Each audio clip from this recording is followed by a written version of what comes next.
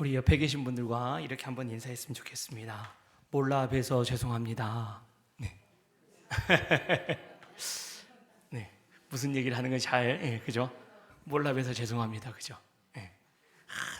이렇게 훌륭하신 분인 줄 알았으면 더 인사를 각별히 하고 더 잘해야 될 텐데 몰라 뵈서 그냥 보통 분이 앉아 계신 줄 알고 그죠? 우리의 눈이 어두워서 모르는 것이지 그죠? 하나님께서 가장 귀한 분들을 이 자리에 앉혀 놓으셨으리라 믿습니다.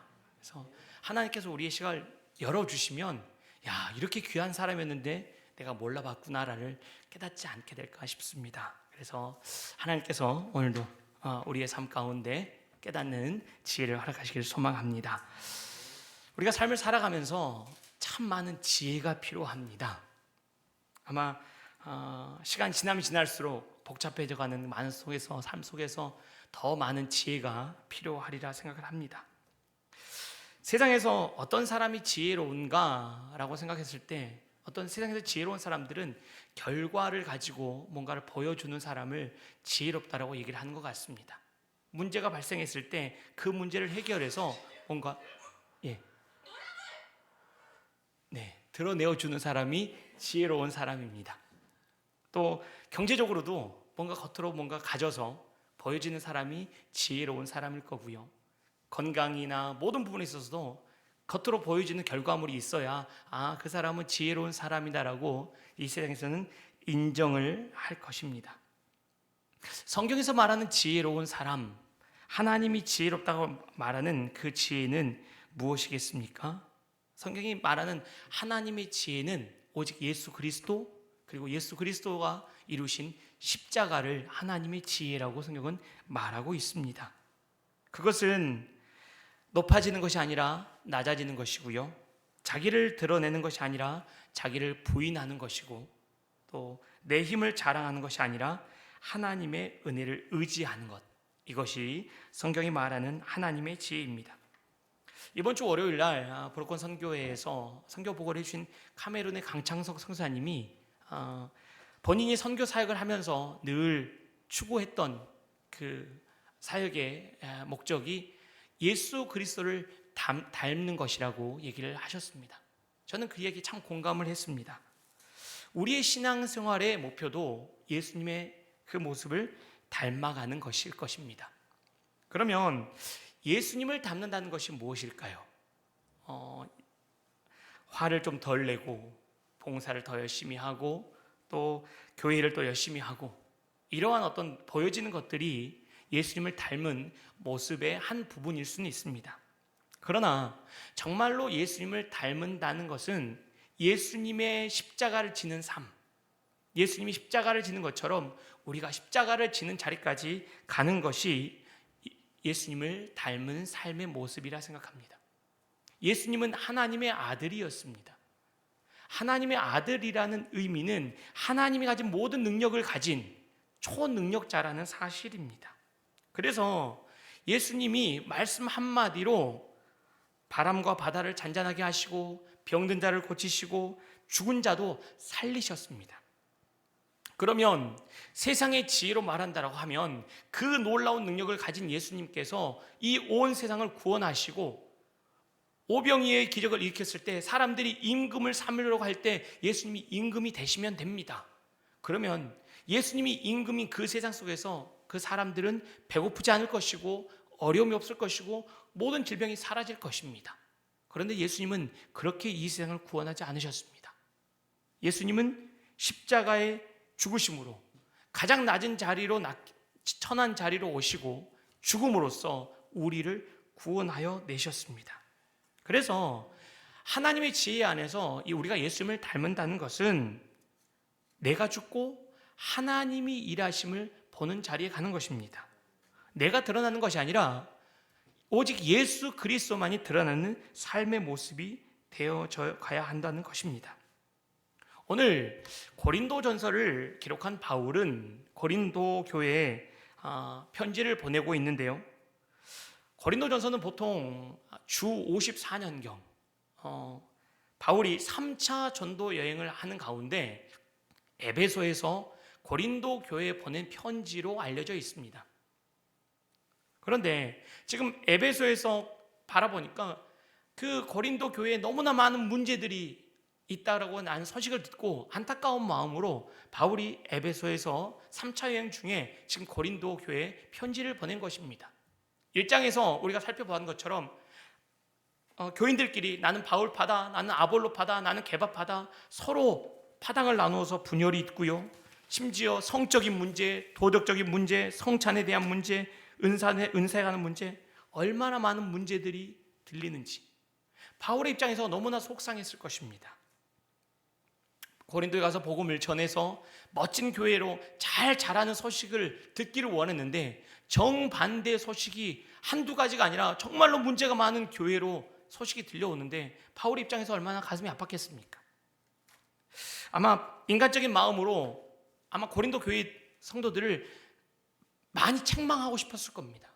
내가 가르친 것이 이것밖에 안 됩니까?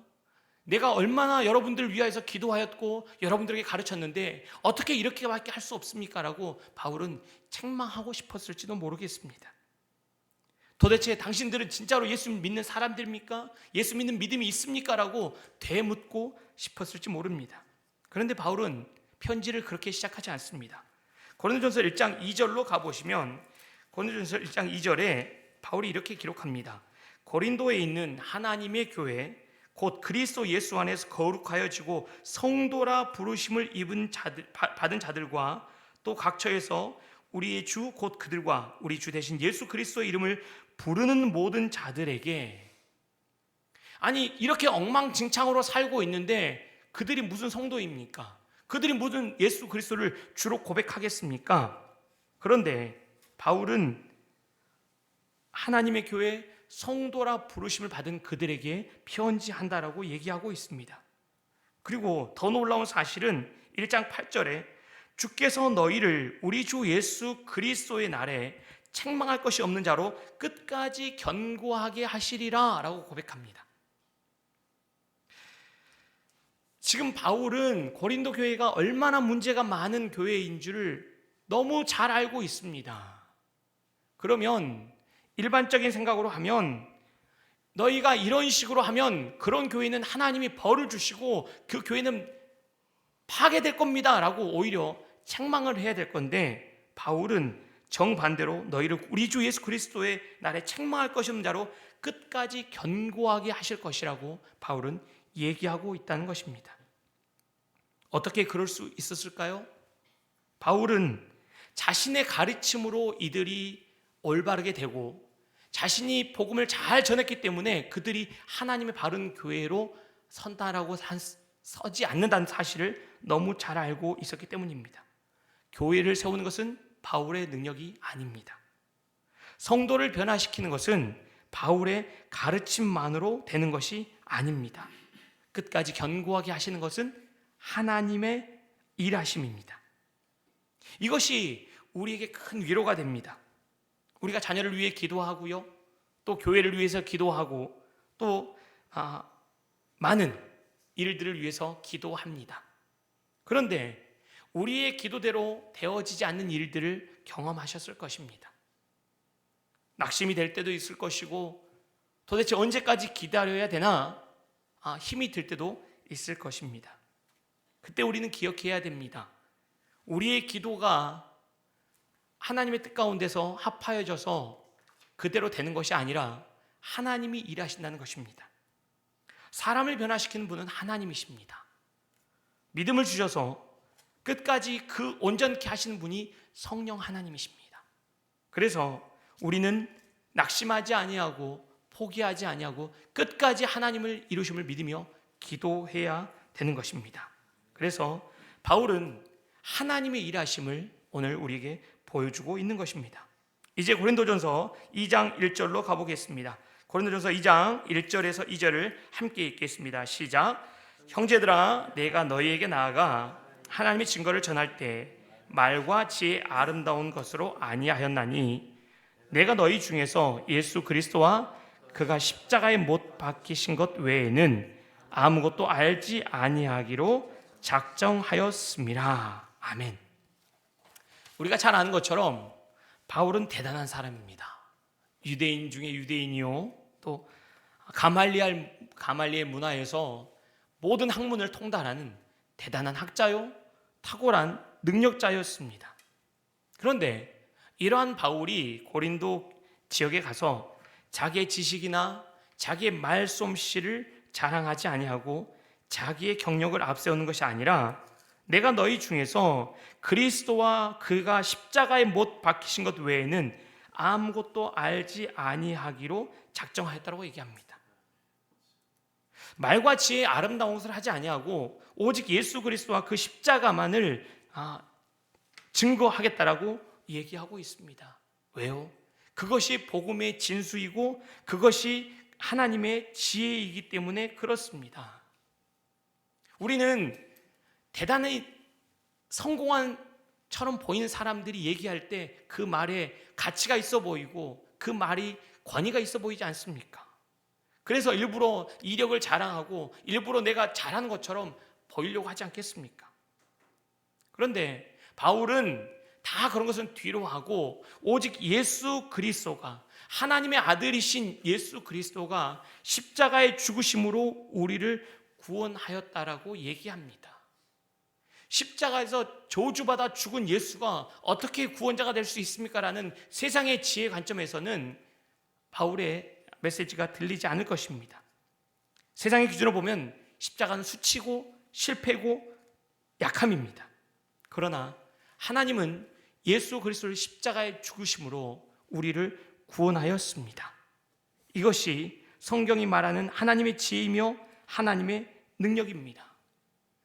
성경이 우리에게 말하고 있는 우리가 열심히 노력하여서 우리가 애써서 세상이 말하는 기준으로 뭔가 이루어져서 그 일을 이루는 것이 아니라 하나님이 오직 그 하나님의 아들 예수 그리스도를 죽게 하심으로 가장 낮은 자리에서 그 모든 일을 이루신 것처럼 오직 우리는 우리에게 있어서 아무것도 없는 것임을 인정해야 됩니다. 오직 예수 그리스도의 그 십자가만이 우리가 자랑할 것임을 오늘 성경이 우리에게 분명히 밝히 보이고 있습니다. 고린도서 2장 3절로 가보시면 2장 3절입니다. 함께 또 읽어보겠습니다. 시작. 내가 너희 가운데 거할 때 약하고 두려워하고 심히 떨었노라. 아멘.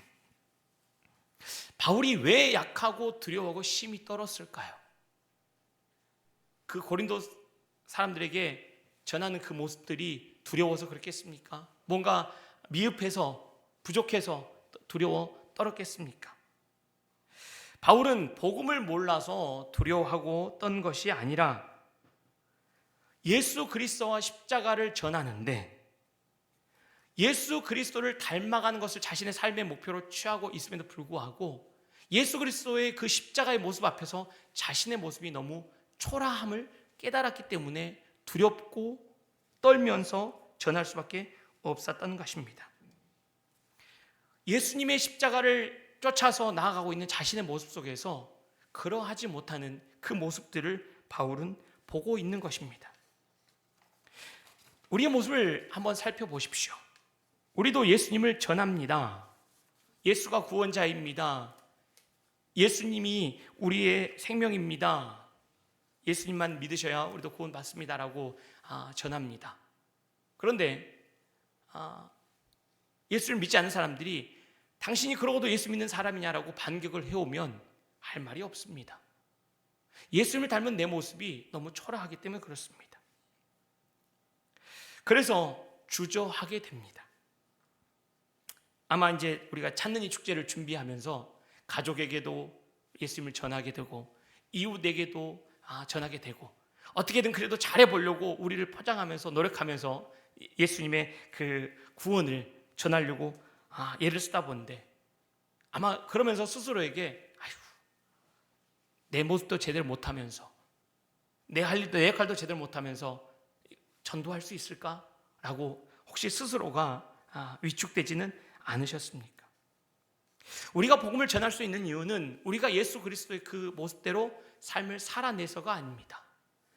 하나님께서 예수 그리스도를 통하여서 십자가에 죽기까지 하나님이 구원을 이루셨기 때문에 그것이 진리이기 때문에 우리가 그분을 닮아가며 그 진리 가운데 거함에도 불구하고 그렇지 못한 우리의 삶이 있음에도 불구하고 이 복음 자체가 진리이기 때문에 우리는 마땅히 전해야 되는 것입니다. 예수님이 구원자셔서 우리 죄를 위하여서 십자가에 죽으시고 예수님을 믿는 길만이 생명의 길임을 우리는 알기 때문에 우리가 연약할지라도 우리는 마땅히 전해야 되는 것입니다.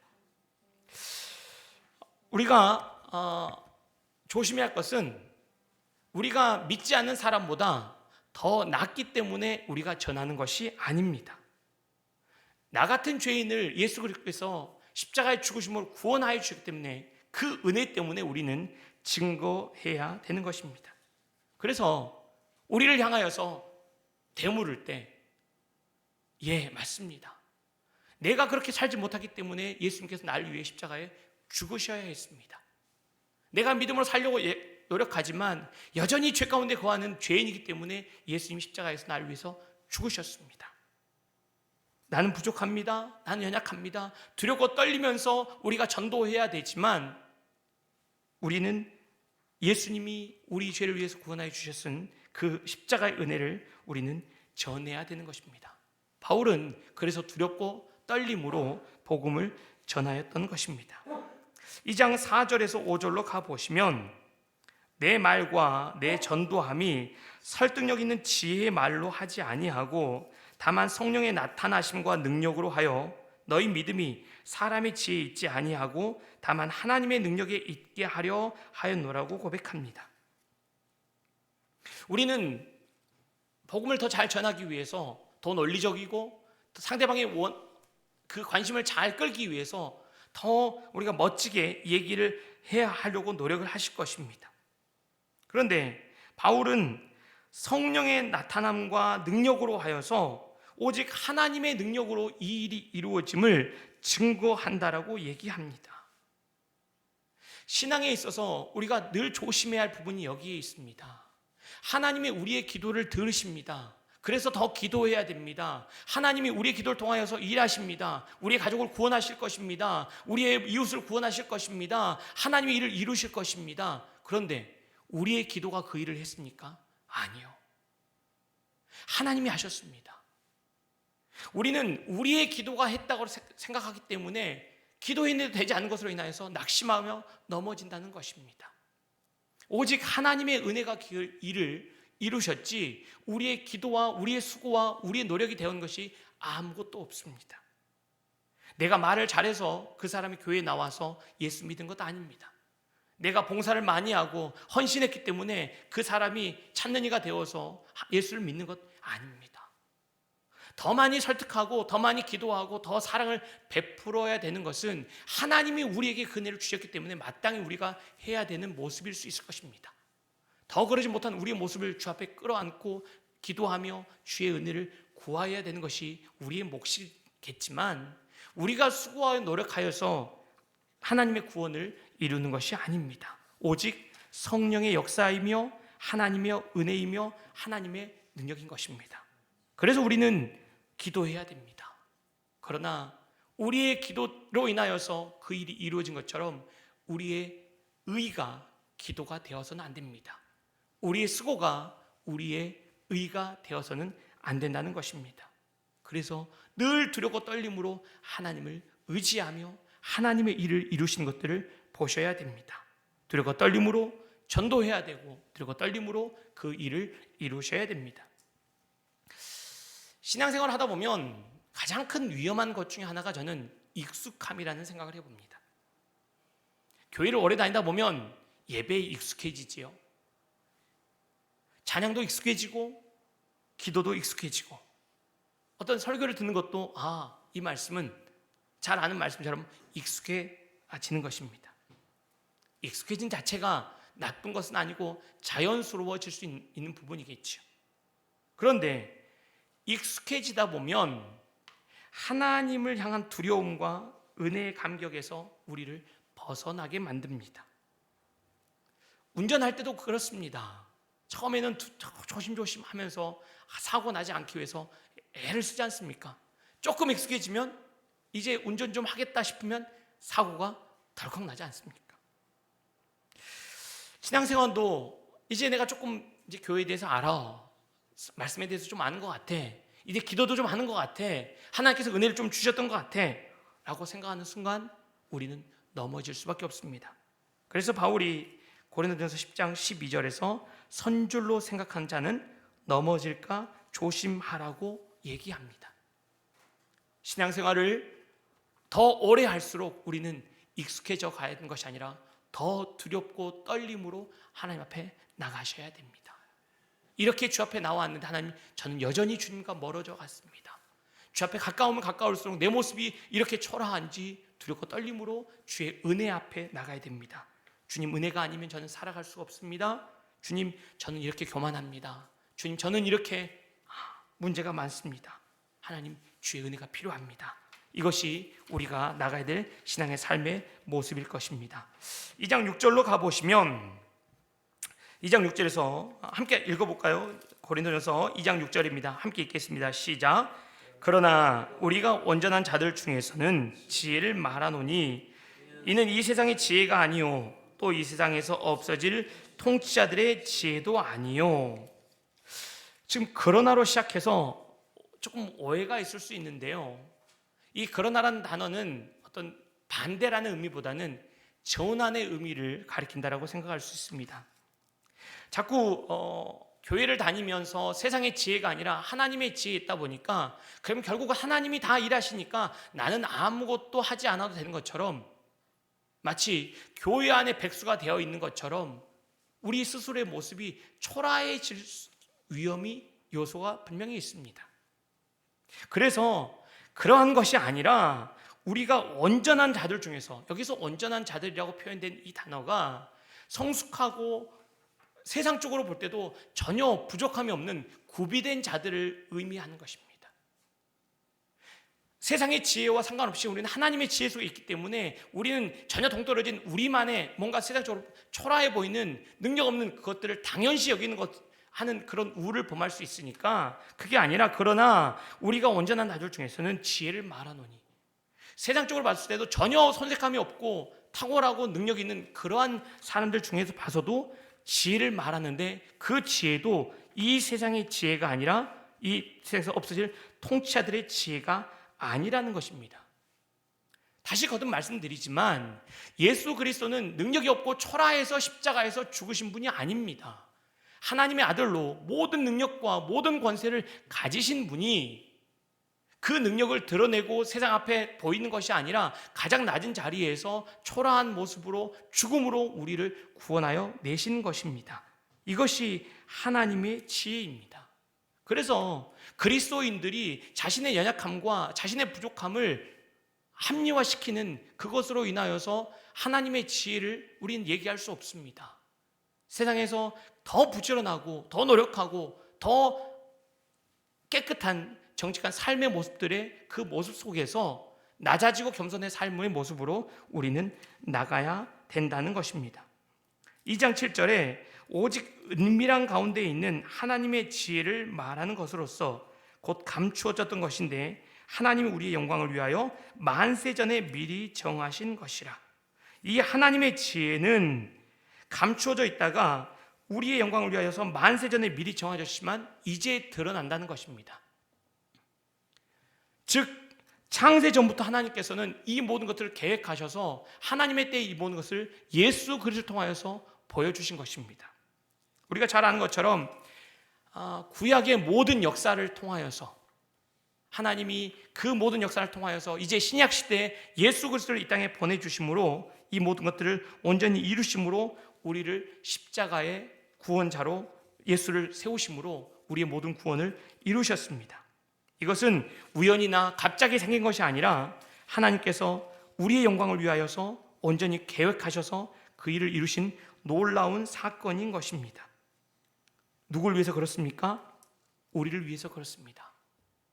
잠시 있다가 지나가 버리는 썩어져갈 이 세상을 위하여서가 아니라 영원한 하나님의 나라에 그리스도의 안에서 구원받는 영광을 이루고 하나님의 자녀가 되는 영광을 위하여서 만세 전부터 하나님께서 예수를 통해서 우리에게 준비해 놓으신 하나님의 능력이요 은혜인 것입니다. 이것이 바로 하나님의 지혜입니다.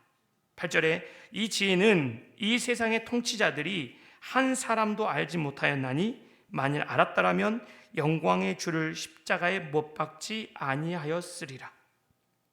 이 하나님의 지혜는 이 세대의 통치자들이 한 사람도 알지 못하였다는 것입니다. 이 놀라운 사실을 우리가 지금 이 자리에 알고 깨닫고 하나님을 예배하는 자로 서 있지 않습니까? 그래서 이 십자가의 은혜가 우리에게서는 가장 큰 복이며 은혜인 것입니다. 이 세대 통치자들이 그걸 알았더라면 영광의 주를 십자가에 못 박지 않았겠죠. 그런데 그들은 그 예수 그리스도를 알지 못하였습니다. 그리고 예수를 십자가에 못 박으면 모든 것이 끝날 줄 알았고 자기들이 기득권을 차지했고 모든 문제가 사라질 것이라고 여겼기 때문에 그렇게 그들은 행했습니다. 그러나 하나님은 그 모든 일을 계획하셔서 예수 그리스도의 십자가에 죽이심으로 우리를 구원하셔서 하나님의 지혜 속에서 모든 영광을 드러내어 주셨습니다. 그리고 바울은 그를 영광의 주라고 고백하고 있습니다. 마지막 고린도전서 2장 9절 말씀을 함께 읽겠습니다. 시작.